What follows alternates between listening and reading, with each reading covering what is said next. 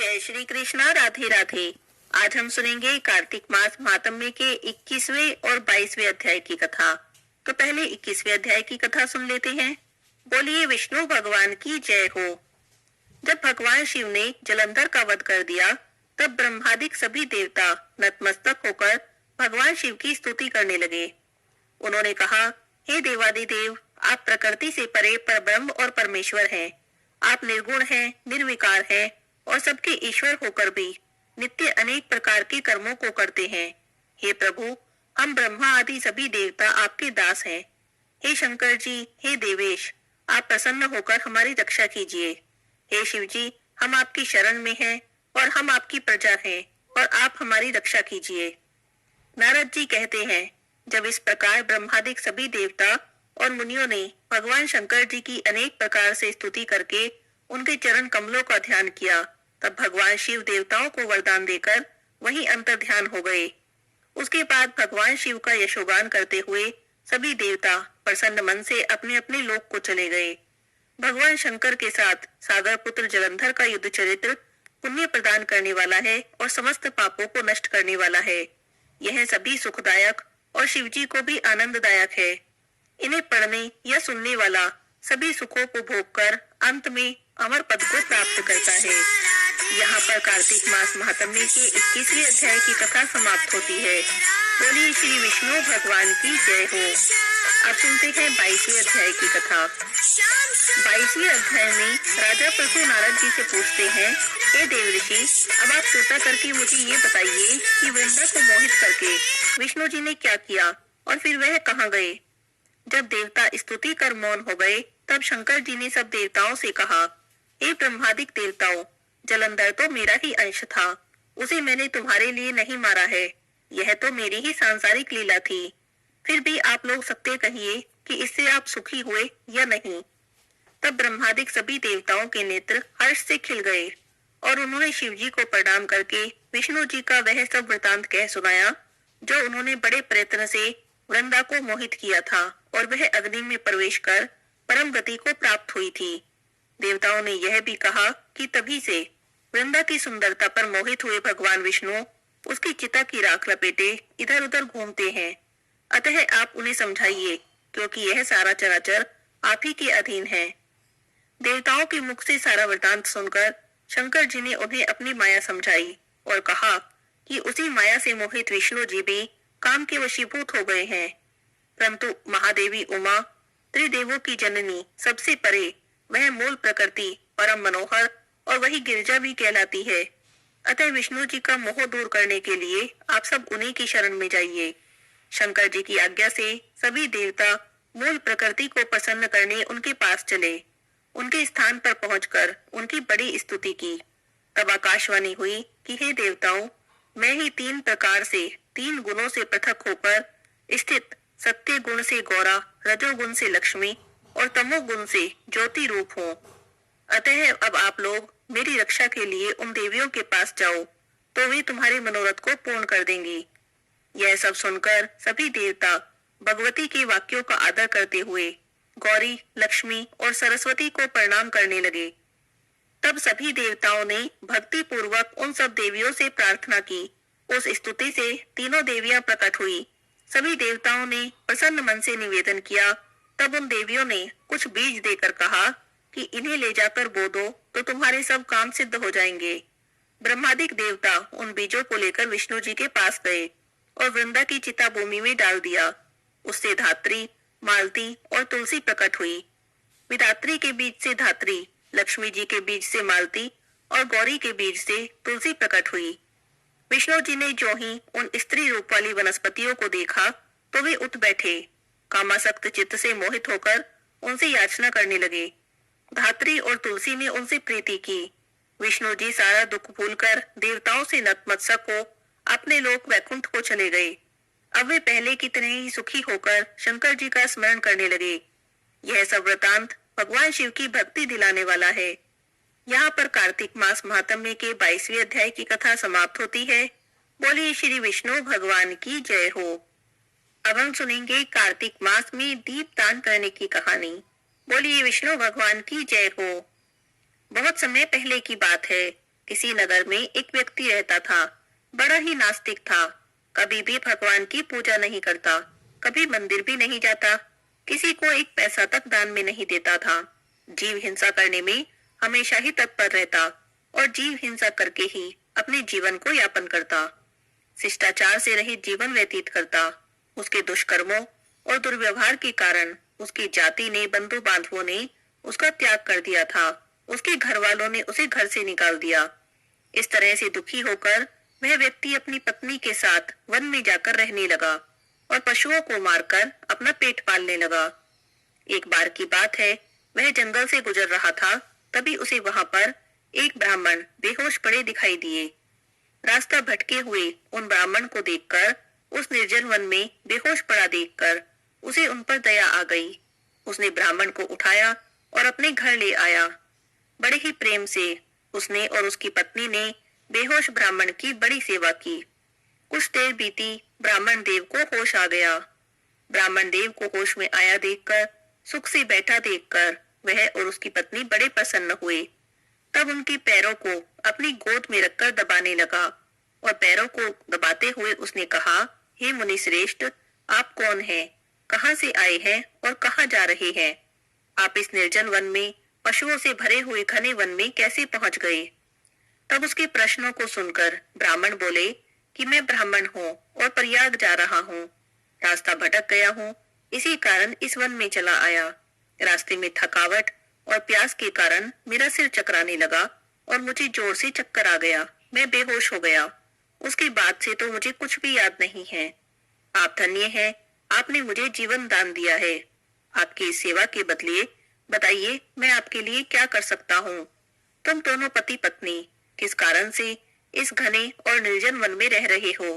तुम्हें किस बात का दुख है? मुझसे कहो, मैं प्रयास करूंगा कि तुम्हारे दुख को दूर कर सकूं। तब उन ब्राह्मण की बातों को सुनकर वह अपनी पत्नी के साथ ब्राह्मण के चरणों में गिर गया और अपनी सारी आपबीती कह सुनाई कि मेरे कर्मों और उनके परिणामों के बारे में उसने ब्राह्मण को बताया और अपनी दरिद्रता दूर करने का उपाय पूछा। तब ब्राह्मण देवता सारी बात सुनने के बाद बोले कि हे महाभाग, आपने मेरी बड़ी सहायता की है, इसलिए मैं आपको एक ऐसा कल्याणकारी उपाय बताता हूँ जिससे बिना ज्यादा परिश्रम किए, बिना किसी तीर्थ यात्रा के, बिना किसी दान के या अन्य किसी प्रयास के भी बिना तुम्हारी सारी दरिद्रता दूर हो जाएगी। ब्राह्मण की बातें सुनकर वह और उसकी पत्नी बड़े ही प्रसन्न हुए। तब ब्राह्मण बोले कि कुछ महीनों के बाद कार्तिक का महीना आएगा। उस महीने में सावधानी से तुम दोनों पति पत्नी व्रत करना, कार्तिक में पूजा करना और दीप दान करना। कार्तिक के महीने में दीप दान करने से तुम्हारी सारी परेशानियां जड़ से नष्ट हो जाएंगी। दीप दान करने के लिए देसी घी का प्रयोग करना चाहिए। देसी घी से दीपक जलाना। लेकिन मुझे प्रतीत होता है तुम इस निर्जन वन में वास करते हो सकता है तुम्हारे पास घी उपलब्ध नहीं हो।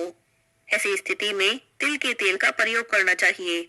कार्तिक के महीने में सुबह सवेरे तारों की छांव में उठना, कार्तिक के महीने में रोज स्नान करना और भगवान की पूजा करना और तिल के तेल से दीपक का दान करना, कार्तिक भगवान का ध्यान करना और मंत्रों का जाप करना।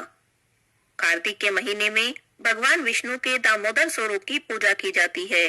तुम रोज भगवान दामोदर की पूजा करना, श्री तुलसी जी की सेवा करना, तुलसी जी की परिक्रमा करना और रोज व्रत करना।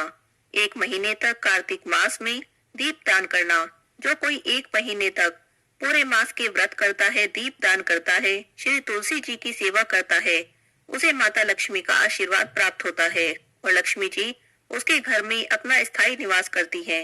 हे महाभाग, कार्तिक के महीने में जो विधि पूर्वक व्रत करके दीपदान करता है वह धन धान्य, पुत्र और यश को प्राप्त करता है। कार्तिक के महीने में किया गया दीपदान बंध्या स्त्री के बांझपन का नाश करने वाला है, स्त्रियों को सौभाग्य देने वाला है और सभी मनुष्यों को अपनी इच्छा के अनुसार फल देने वाला है। यदि कोई कन्या दीप दान करती है तो वह गुणी और चिरंजीवी पति को प्राप्त करती है। स्त्री की इच्छा करने वाला पुरुष सुशीला और पतिव्रता स्त्री को प्राप्त करता है। विद्यार्थी विद्या को प्राप्त करते हैं और सिद्धि चाहने वाले को सिद्धि प्राप्त होती है।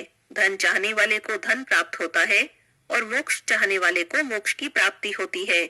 बिना किसी विधि के, बिना किसी शास्त्र के जो कार्तिक मास में दीप दान करता है, वह अपनी इच्छा के अनुसार फल की प्राप्ति करता है। और फिर विधि पूर्वक नियम से जो कोई भी पूरे कार्तिक के महीने के व्रत करता है और दीप दान करता है, उसके भाग्य का तो कहा ही नहीं जा सकता। कार्तिक के महीने में दीप दान करने का विशेष महत्व है। दोनों पति पत्नी को कार्तिक के महीने की और कार्तिक में दीप दान करने की महिमा बताकर ब्राह्मण देवता वहां से चले गए। आया कार्तिक का महीना, तब दोनों पति पत्नी आलस्य को त्याग कर कार्तिक के महीने का स्नान करने लगे, व्रत करने लगे और दीप दान करने लगे। दीप दान करते करते उन्होंने पूरा कार्तिक का महीना बिता दिया। ब्राह्मण देवता के कहे अनुसार उन्होंने व्रत किया, श्री तुलसी जी की सेवा की और ऐसा करने से उनके सभी पाप नष्ट हो गए।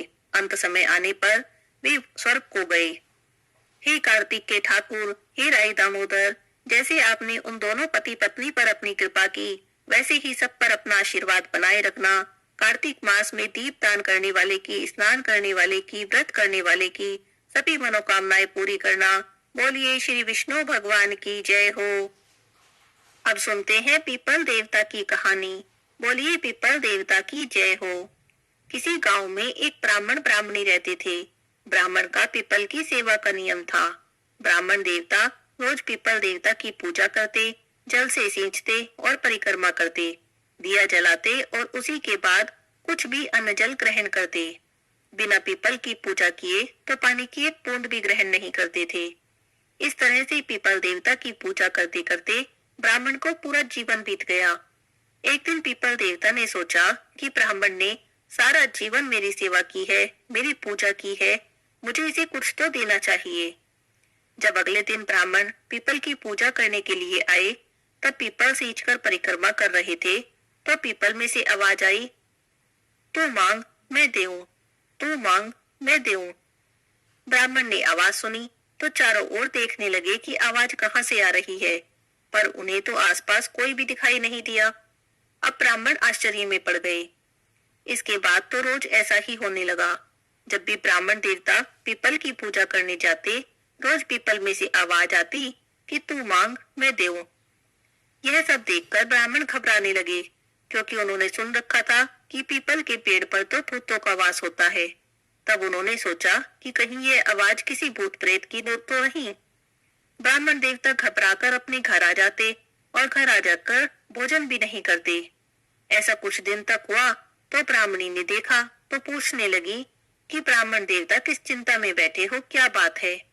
तब ब्राह्मण ने सारी बात बताई तो ब्राह्मणी बोली, अरे आप तो बहुत ही भोले हैं। पीपल के पेड़ पर भूत प्रेतों का वास नहीं होता, बल्कि पीपल के पेड़ में तो ब्रह्मा विष्णु और महेश का वास होता है, पितरों का वास होता है, लक्ष्मी जी का वास होता है। हो सकता है यह आवाज भगवान की हो। भगवान आपकी भक्ति से प्रसन्न हुए हो और आपको वर देना चाहते हो। तब ब्राह्मण देवता जब अगले दिन पीपल सींचने गए तो फिर से आवाज आई कि तू मांग मैं दूं। तो ब्राह्मण देवता ने पूछा कि आप कौन हैं और मुझे क्या देना चाहते हैं।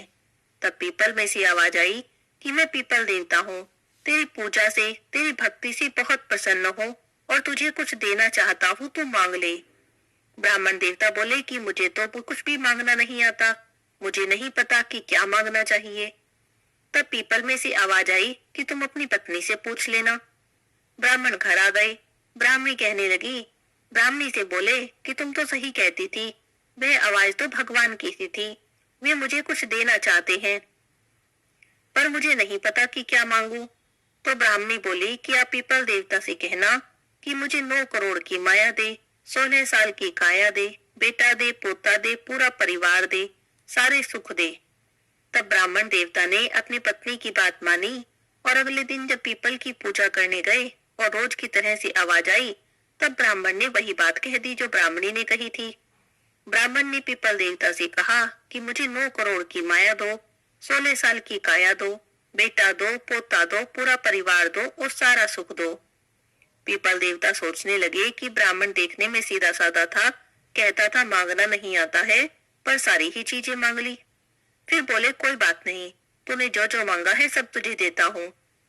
अब ब्राह्मण थोड़ी देर पर वहां पर खड़े रहे, लेकिन जब उनके हाथ में कुछ भी नहीं आया तो निराश होकर वापस आने लगे। मन ही मन सोचने लगे कि पीपल देवता कहते तो थे कि तुझे सब देता हूँ, दिया तो कुछ भी नहीं। इसी तरह अपने विचारों में मग्न चले आ रहे थे और अपनी कुटिया से आगे निकल गए। उन्होंने तो ध्यान भी नहीं दिया कि उनकी कुटिया की जगह अब एक आलीशान महल खड़ा था। जब अपने घर से आगे निकल गए तब पीछे से ब्राह्मणी ने आवाज लगाई कि कहाँ जा रहे हो ब्राह्मण देव। ब्राह्मण ने पीछे मुड़कर देखा तो एक सजी धजी औरत खड़ी थी। रेशम जरी की साड़ी पहन रखी थी, बहुत सारे गहने पहन रखे थे। ब्राह्मण देवता तो इस भेष में अपनी पत्नी को पहचान ही ना सके। तो ब्राह्मणी ने दोबारा आवाज लगाई, कहने लगी कि कहाँ जा रहे हो, अपने घर में क्यों नहीं आते। तब ब्राह्मण बोले कि तुम्हारा भेष कैसे बदल गया, ये इतने सारे गहने, इतने सुंदर कपड़े। तब ब्राह्मणी बोली कि पीपल देवता का आशीर्वाद है, पीपल देवता ने आपकी मनोकामना पूरी कर दी, आपने जो भी मांगा था सब दे दिया। तब ब्राह्मण देवता पूछने लगे कि लेकिन हमारी कुटिया कहाँ गई और ये महल किसका है। तो ब्राह्मणी बोली आप अंदर तो चलो, सब पता चल जाएगा। ब्राह्मण देवता अंदर गए तो देखते क्या है, बहुत बड़ा परिवार हो रहा है। बेटे पोते नाती धोते सब घूम रहे हैं। तो ब्राह्मणी बोली कि जैसे आपने मांगा था पीपल देवता ने हमें सब दे दिया, देखिए ये सारा परिवार हमारा ही है। अब तो ब्राह्मण देवता बहुत ही खुश हो गए और उन्होंने मन ही मन पीपल देवता को बहुत धन्यवाद किया।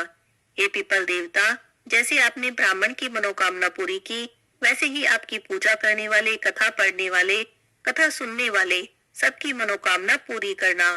बोलिए पीपल महाराज की जय हो। अब हम सुनेंगे कार्तिक के महीने में सुनी जाने वाली तिलक भगवान की कहानी। बोलिए विष्णु भगवान की जय हो। किसी गांव में एक बुढ़िया माई अपने बेटे के साथ रहती थी। बुढ़िया माई का बेटा न कुछ काम धंधा करता था, न कुछ कमाता था, बस सारा दिन गलियों में आवारा घुमा करता था। जब भी घर आता तो घर आते ही खाना मांगता, कहता माँ खाना दो, बड़ी भूख लगी है। उसकी माँ उसे खाना दे देती, लेकिन उसकी माँ को उसकी बड़ी चिंता थी, ऐसे ही आवारा घूमता रहेगा तब इसका जीवन कैसे चलेगा। तो वो उसे समझाती कि बेटा अब तुम बड़े हो गए हो, तुम्हें इस तरह से आवारा नहीं घूमना चाहिए, कुछ काम धंधा किया करो, काम धंधा करोगे तभी तो तुम कुछ कमाओगे और तुम्हारा विवाह होगा। लेकिन वो अपनी माँ की कोई भी बात नहीं मानता, बस खाना खाता और फिर से घूमने चला जाता, फिर घर आता और फिर खाना मांगता। तो एक दिन बुढ़िया माई सोचने लगी कि अगर यही सब चलता रहा तब मैं क्या करूंगी, इतना खाना कहाँ से लाऊंगी, ये तो बार बार आता है और खाना मांगता है। तो बुढ़िया माई ने एक युक्ति निकाली, अपने बेटे को बुलाया और कहा देख बेटा, ऐसे कोई काम नहीं चलता, तू एक नियम ले ले। बेटा भी सुधरना चाहता था तो माँ की बात मान गया। कहने लगा माँ लेकिन मैं क्या नियम लूं, मुझे कुछ समझ नहीं आता। सोचने लगा तो थोड़ी देर में बोला माँ एक काम करता हूँ, मैं भगवान के दर्शन करने का नियम ले लेता हूँ, रोज भगवान के दर्शन किया करूंगा। बुढ़िया माई ने सोचा ये तो 2 मिनट का काम है, भगवान के दर्शन करेगा फिर घर आ जाएगा, फिर खाना मांगेगा। बुढ़िया माई सोचने लगी, थोड़ी देर सोचकर बोली कि बेटा ये तो तेरा नियम अधूरा रह गया, भगवान के दर्शन करने के बाद भगवान के भक्त के दर्शन करने का भी नियम ले ले। तब बेटे ने पूछा कि कौन होता है भगवान का भक्त और कहाँ मिलता है, कैसा दिखाई देता है। तब बुढ़िया माई बोली बेटा जो सबसे लंबा तिलक लगाए हो समझ लेना वही भगवान का भक्त है। पहले तुम मंदिर जाना, भगवान के दर्शन करना, फिर भगवान के भक्त के दर्शन करना और उसके बाद तुम घर आ जाना, इतना मैं तुम्हारे लिए खाना बनाकर तैयार रखूंगी। बेटा मान गया। दूसरे दिन सुबह जल्दी जल्दी उठा, नहा धोकर पहुंच गया मंदिर में। वहां जाकर भगवान के दर्शन किए, फिर आकर सीढ़ियों पर बैठ गया और भगवान के भक्त को ढूंढने लगा। देखने लगा कि किसने सबसे लंबा तिलक लगा रखा है, लेकिन उसे जो भी कोई मिलता उसने तो छोटा सा तिलक लगा रखा था। उसने सोचा कि नहीं, माँ ने कहा था कि जो सबसे लंबा तिलक लगाए हो वही भगवान का भक्त है, इनमें से तो कोई भक्त नहीं है। ढूंढते ढूंढते सुबह से दोपहर हो गई, दोपहर से शाम हो गई और शाम से रात भी हो गई। मंदिर के पट बंद होने का समय हो गया, लेकिन उसे कोई भी भगवान का भक्त दिखाई नहीं दिया। लेकिन वो सोचने लगा कि माँ ने कहा था जब तक भगवान के भक्त के दर्शन मत ना कर लो घर मत आना, तो मैं घर तो नहीं जा सकता। वह गलियों में घूमने लगा, भटकते भटकते एक जंगल में चला गया। जंगल में जाकर सोचा कि पेड़ पर चढ़ जाता हूँ, ऊंचाई से देखूंगा तो दूर तक का दिखेगा, कोई ना कोई तो भगवान का भक्त मुझे दिख ही जाएगा। ऐसा सोचकर पेड़ पर चढ़ गया। वो पेड़ पर बैठा ही था कि वहां पर चार चोर लड़ते हुए आ गए। आपस में चोरी के माल पर लड़ रहे थे। एक कह रहा था मैं ज्यादा लूंगा, दूसरा कह रहा था मैं ज्यादा लूंगा। उन चोरों ने एक मंदिर के आभूषण चुराए थे और आभूषण चुराने के लिए उन चोरों में से एक ने पंडित का वेश बनाया था। पीली धोती पहनी थी, टोपी लगाई थी, लंबा सा तिलक लगाया था। तो बस उसने तो सोचा यही है भगवान का सबसे बड़ा भक्त, क्योंकि माँ ने कहा था जो सबसे लंबा तिलक लगाए हो वही भगवान का भक्त होता है। अभी वे चोर तो अपनी चोरी के माल पर लड़ ही रहे थे, तभी पेड़ पर बैठा वे जोर जोर से चिल्लाने लगा, मैंने देख लिया, मैंने देख लिया, अब मैं माँ को जाकर बोलूंगा कि मैंने देख लिया। अब चारों चोर तो डर गए। उन्होंने सोचा किसी ने हमें चोरी करते देख लिया, चोरी के माल के साथ पकड़कर पुलिस को दे देंगे। वो तो वहीं चोरी का माल छोड़कर वहां से भाग गए। अब वो बुढ़िया माई का बेटा पेड़ से नीचे उतरा तो देखा यहाँ तो बहुत सारा सामान पड़ा है, बहुत सारे गहने पड़े हैं। उसने सोचा अगर इन्हें यहीं छोड़ दिए तो कोई चोर चुरा कर ले जाएगा। बेचारा भोला भाला था, उसे तो यही नहीं पता था कि ये खुद ही चोर थे और चोरी करके लाए थे। तो उसने सारा सामान समेटा और घर आ गया। घर आकर उसने अपनी माँ को सारी बात बताई। तब माँ कहने लगी कि बेटा, अच्छे नियम का फल भी भगवान अच्छा ही देते हैं। तुम पर तिलकधारी भगवान की कृपा हुई है, तुम पर तो तिलक भगवान टूटे हैं। हे भगवान, जैसे आपने बुढ़िया माई के बेटे की पर कृपा की, जैसे आप बुढ़िया माई के बेटे से प्रसन्न हुए, सबकी मनोकामना पूरी करना, सबके ऊपर अपनी कृपा करना, कहते सुनते हुंकारा भरते सबकी मनोकामना पूरी करना। बोलिए विष्णु भगवान की जय हो। कार्तिक मास में सुनी जाने वाली पोपा बाई की कहानी। किसी गांव में एक पोपा बाई रहती थी। नियम व्रत बहुत करती थी, बहुत दान पुण्य करती थी। एक दिन अपने भाई भाभी से कहने लगी कि मैं कभी शादी नहीं करूंगी, मेरी झोपड़ी गांव के बाहर बनवा दो। और गांव की स्त्रियों से कहने लगी कि आप अपनी गायें और बछड़े मेरे यहाँ चरने को भेज दिया करो, बचा कुचा भोजन मुझे भेज दिया करो। एक दिन की बात है, नगर का राजा शिकार खेलने जंगल में गया हुआ था। जंगल में झोपड़ी देखकर वहीं पर रुक गया। सोचने लगा कि इस झोपड़ी में, इतने घने जंगल में कौन रहता है। उसने झोपड़ी का दरवाजा खटखटाया। अंदर से कोई आवाज नहीं आई तो वह बार बार दरवाजा खटखटाने लगा। तब अंदर से पोपा बाई ने पूछा कि कौन है जो मेरे द्वार पर आवाज दे रहा है। तब राजा ने कहा कि मैं इस नगर का राजा हूँ। तब वह कहने लगी कि चले जाओ, मैं किसी पराये पुरुष का मुंह नहीं देखती। तब वो बोला कि नहीं, दरवाजा खोल, मैं तो तेरे साथ विवाह करूंगा। तब पोपा बाई ने कहा कि जहां से आए हो वहीं चले जाओ, मैंने कहा ना, मैं पराये पुरुष का मुंह भी नहीं देखती।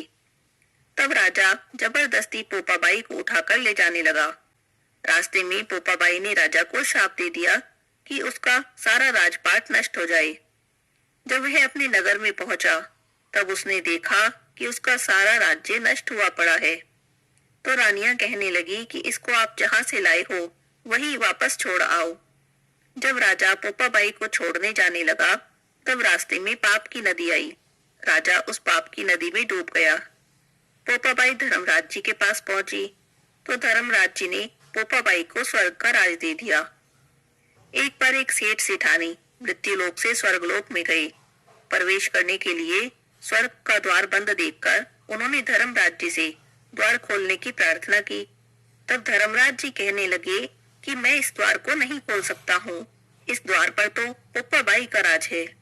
तब सेठ सेठानी ने कहा कि हम तो पोपा बाई को नहीं जानते। धर्मराज जी कहने लगे कि 7 दिन तक मृत्युलोक में वापस जाओ, वहां जाकर 8 कोपरे में राई भरकर 5 कपड़े ऊपर रखकर कहानी सुनो और उद्यापन करो और कहो कि राज है पोपा बाई का, लेखा लेगी राई राई का। इस तरह कहानी कहकर उद्यापन करके तभी आपको स्वर्ग के द्वार खुले मिलेंगे। बोलिए पोपा बाई की जय हो। कार्तिक मास के बुधवार की कथा। बुधवार के दिन एक साहूकार का लड़का अपनी बहू लेने ससुराल जा रहा था तो उसकी माँ ने बहुत मना किया कि बुधवार के दिन विदा कराने मत जा, लेकिन नहीं माना। ससुराल पहुंच गया और जाकर कहने लगा कि मैं अपनी पत्नी को विदा कराने आया हूँ। ससुराल वालों ने भी बहुत मना किया कि हम आज नहीं भेजेंगे, लेकिन बिल्कुल नहीं माना। बुधवार को ही विदा करा के चल दिया। रास्ते में अभी थोड़ी ही दूर चले थे कि बैलगाड़ी का पहिया मिट्टी में धंस गया। उसे निकालने लगे तो बहुत देर हो गई। इतने में उसकी पत्नी बोली कि मुझे तो बड़ी प्यास लगी है, मुझे तो पानी पीना है। वो पानी लेने चला गया। थोड़ी देर में पानी लेके आया तो उसके तो पैरों के नीचे की जमीन खिसक गई। देखा तो उसकी पत्नी के पास कोई आदमी खड़ा है और उसकी पत्नी उससे हंस हंस कर बातें कर रही है। उसे बड़ा गुस्सा आया। वो जैसे तैसे गुस्से में भुनभुनाता आगे चला। पास जाकर देखा तो उसके तो तोते ही उड़ गए। वो आदमी तो शक्ल में, रूप रंग में, वेशभूषा में बिल्कुल उसके जैसा था, जैसे उसी का जुड़वा हो। वो सोचने लगा ये कौन है। तब उसने पूछा कि तू कौन है। वह कहने लगा कि मैं इसका पति हूँ। तब वो बोला ये तो मेरी पत्नी है। ऐसा कहकर दोनों आपस में झगड़ने लगे। पत्नी कभी पहले आदमी की तरफ देखे, कभी दूसरे आदमी की तरफ देखे, क्योंकि दोनों बिल्कुल एक जैसे लग रहे हैं, एक जैसे कपड़े पहने, एक जैसी शक्ल, एक जैसी वेशभूषा, कोई भी अंतर नहीं। बड़ी बहस छिड़ गई। पंचायत बुलाई गई। वहां सारी बातें सुनकर पंच बोले, बहू से बोले कि तुम्हारा पति कौन है। तब उस पत्नी ने बड़े कंफ्यूजन में, बड़े दुविधा में पड़ते हुए बुध का हाथ पकड़ लिया और कहने लगी कि यही मेरा पति है। तब उसका जो असली पति था वो जोर जोर से रोने लगा कि नहीं, ये मेरी पत्नी है। ससुराल पास में ही थी, किसी ने जाकर ससुराल वालों को भी खबर कर दी, वे भी आ गए। तब उसकी सास रोने लगी, मैंने तो कहा था बुधवार को विदा कराकर मत ले जाओ, लेकिन ये नहीं माना। अब उसका पति रोने लगा। पंचों ने करवा मंगा लिया और कहने लगे कि जो कोई भी मच्छर बन के करवे के मुंह से निकल जाएगा उसकी पत्नी रहेगी। अब बुध मच्छर बना और करवे में घुस गया। पंचों ने करवा बंद करवा दिया। सारे नगर में ढिंडोरा पिटवा दिया कि बुधवार को बहन के भाई, सासरे जमाई कोई भी मत जावे। जैसे बुधवार ने उसे नाटक दिखाया किसी को भी न दिखावे। कहते सुनते हुंकारा भरते को। तुलसी माता की आरती। तुलसी महारानी नमो नमो, तुलसी महारानी नमो नमो, हरि की पटरानी नमो नमो, तुलसी महारानी नमो नमो। धन तुलसी पूर्ण तप कीनो, शालिग्राम बनी पटरानी नमो नमो, तुलसी महारानी नमो नमो। जहाँ के पत्र मंजरी कोमल, श्रीपति कमल चरण लपटानी नमो नमो, तुलसी महारानी नमो नमो, तुलसी महारानी नमो नमो, हरि की पटरानी नमो नमो। कौन से महीने में बोई रानी तुलसा, कौन से महीने में हुई हरियाली नमो नमो, तुलसी महारानी नमो नमो। कौन से महीने में हुई तेरी पूजा, कौन से महीने में हुई पटरानी नमो नमो, तुलसी महारानी नमो नमो। आषाढ़ मास में बोई रानी तुलसा, सावन मास में हुई हरियाली नमो नमो, तुलसी महारानी नमो नमो। कार्तिक मास में हुई तेरी पूजा, मंगसिर मास में हुई पटरानी नमो नमो, तुलसी महारानी नमो नमो। धूप दीप नैवेद्य आरती, पुष्पन की वर्षा बरसानी नमो नमो, तुलसी महारानी नमो नमो। 56 भोग 3600 व्यंजन, बिन तुलसी हरि एक न मानी नमो नमो, तुलसी महारानी नमो नमो। जो कोई तुलसा जी को सवेरे गाए, श्री कृष्ण के दर्शन पाए नमो नमो, तुलसी महारानी नमो नमो। जो कोई तुलसी जी को दोपहर को गाए, खीर खांड के भोग लगाए। नमो नमो तुलसी महारानी, नमो नमो। जो कोई तुलसी माँ को शाम को गाए, श्री कृष्ण जी की आरती उतारे। नमो नमो तुलसी महारानी, नमो नमो। जो कोई तुलसी जी को रात में गाए, श्री कृष्ण जी के चरण दबाए।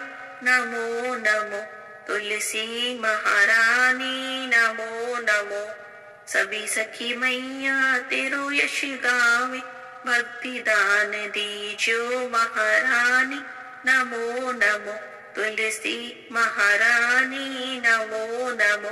हरि की पटरानी, नमो नमो तुलसी महारानी, नमो नमो। बोलिए तुलसी माता की जय हो, विष्णु भगवान की जय हो, लक्ष्मी माता की जय हो।